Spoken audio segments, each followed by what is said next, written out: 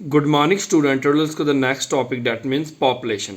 बच्चों, आज हम गोरिल्ला पॉपुलेशन के रिगार्डिंग स्टडी करेंगे। The world's gorilla population relatively small.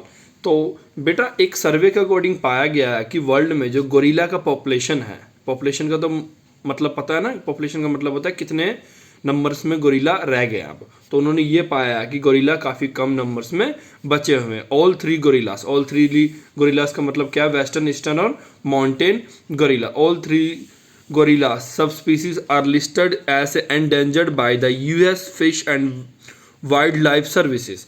देखो बेटा, तीनों टाइप्स के गोरिल्ला को US fish and wildlife services ने क्या बोला कि वो एंडेंजर्ड में है। अगर उनको नहीं बचाया गया तो वो कुछ सालों में ख़त्म हो जाएंगे। Service and by the conservation on the international trade for endangered species. ठीक है बेटा।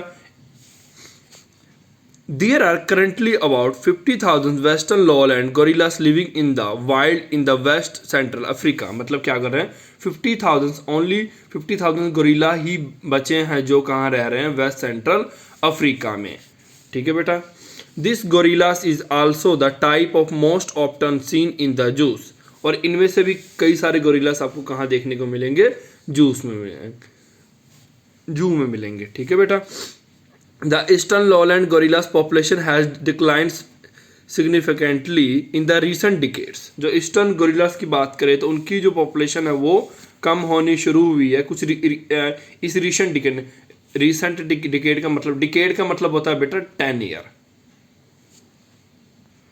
मतलब लास्ट 10 ईयर में इस गोरिल्ला की पॉपुलेशन काफ़ी कम होने शुरू हो गई है। An estimated 5,000 to 1,500 live in the eastern rain forest around the 1916। इन्होंने अभी इनके सर्वे के अकॉर्डिंग 5,000 से 5,000 से लेकर 15,000 तक ही गोरिल्ला बचे हैं according to 1960। Today only about 2,500 remains in the wild. और अभी की अगर बात करूं 2019-20 की बात करें तो सिर्फ 2,500 गोरिल्ला ही बचे हुए हैं। एंड अगर अभी हम 2021 की बात करें तो इससे भी कम हो चुके होंगे अगर इनको बचाया नहीं गया होगा।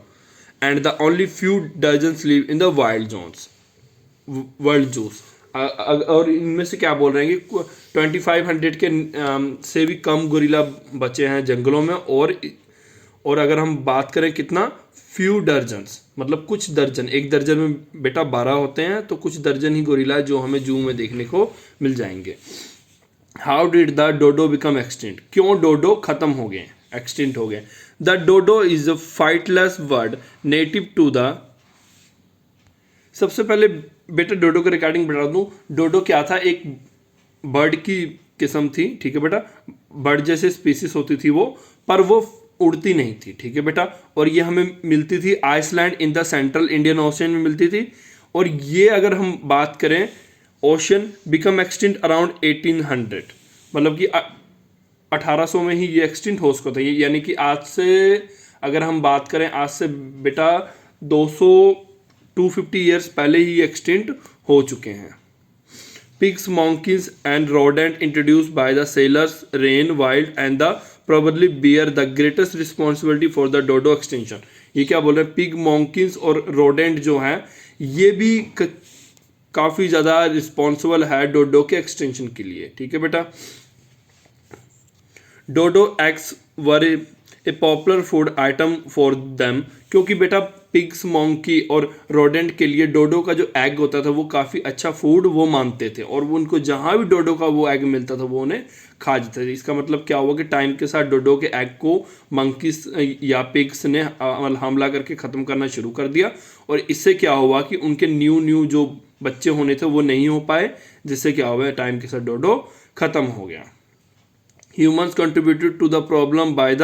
अब देखो, ह्यूमंस ने भी काफ़ी, अब हम ये नहीं कह सकते कि पिग्स, मंकी ने ही पूरी तरह से डोडो ख़त्म किया। अगर ह्यूमंस ने भी अपने घर बनाने के लिए जंगल काटे, अब देखो बेटा, घर बनाने के लिए जंगल काटे तो जानवर कहाँ जाएंगे? जानवर तो इधर उधर फिर भागते हैं। और अब जो डोडो अंदर छुप के रहते थे जंगलों में वो अब सबके सामने आ गए। मंकीज ईजिली उन पर हमला करने लग पड़े, पिग्स ईजिली हमला करने लग पड़े, और हौली हौली वो ख़त्म हो गए। ठीक है बेटा। It was simpler matter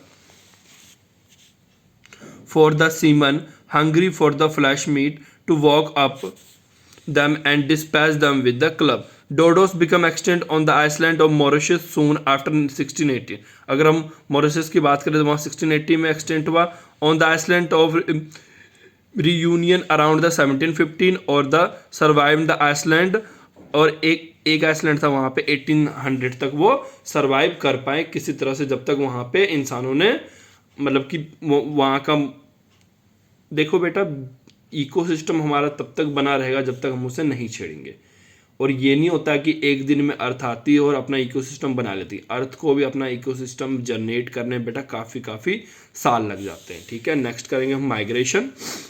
migration का मतलब होता है एक प्लेस को छोड़कर दूसरे प्लेस पे जाना. अब वो माइग्रेशन के नीड या तो खाने के लिए पड़े, या तो समटाइम होता क्या है बेटा कि कई जो बर्ड्स होते हैं ना, बर्ड्स को क्या होता है कि उनको एक स्पेसिफिक क्लाइमेट में रह सकते हैं. मान लो कोई बर्ड है जो सिर्फ सर्दियों में ही रह सकते हैं, गर्मियाँ उनसे बर्दाश्त नहीं होगी और मर जाएंगे. तो वो क्या करते हैं, जब मान लो इंडिया में सर्दियाँ होती है तो वो इंडिया आ जाते हैं. और अगर मान लो कि जैसे कुछ साइबेरियन बर्ड्स होते हैं, ठीक है, साइबेरिया में क्या होता है बेटा, काफ़ी ज़्यादा ठंड होती है. और कुछ बर्ड्स होते हैं साइबेरिया में जो इतनी ज़्यादा ठंड में नहीं रह पाते हैं, वो मर जाते हैं. तो वो क्या करते हैं, जब वहाँ ठंड काफ़ी ज़्यादा बढ़ने लग पड़ती है तो वो इंडिया की तरफ आ जाते हैं, क्योंकि यहाँ पे ठंड इतनी ज़्यादा नहीं होती है. ठीक है, माइग्रेशन का मतलब, migration refer to the regular और systematic movement of a group of organisation in search for the suitable temporary shelter. मतलब क्या होता है कि ये बेटा सिस्टमैटिक मूवमेंट होता है और ये एवरी ईयर ये चलता ही रहता है. ठीक है, उनको रास्ता भी पता होता है कि हमने किधर से, वाला साइबेरिया से इंडिया आ जाते हैं, वापस इंडिया से साइबेरिया भी चल जाते हैं. उनको वेदर चेंज का पता लग जाता है. ठीक है, it is more clearly refers as the regular periodic movement of the population of animal in the large number away from the one place to another. ये क्या बोल रहा है कि इसमें क्या होता है, माइग्रेशन होता है कि कुछ large number of people, large number of animals क्या करते हैं, एक प्लेस से दूसरे प्लेस पे जाते हैं, चाहे वो खाना ढूंढने जाए, चाहे वो टेम्पररी शेल्टर ढूंढने जाए. ठीक है, और बाद में जब मान लो कि अब फिर क्या होगा कि इंडिया में मान लो दोबारा अब गर्मियाँ शुरू होने वाली हो जाएगी मार्च के आसपास, तो वापस उस टाइम साइबेरिया चल जाएंगे, क्योंकि साइबेरिया में उस टाइम तक मौसम ठीक हो जाता है. ठीक है बेटा, आज हमने इतना ही करना है, कल इसके आगे कंटिन्यू करेंगे.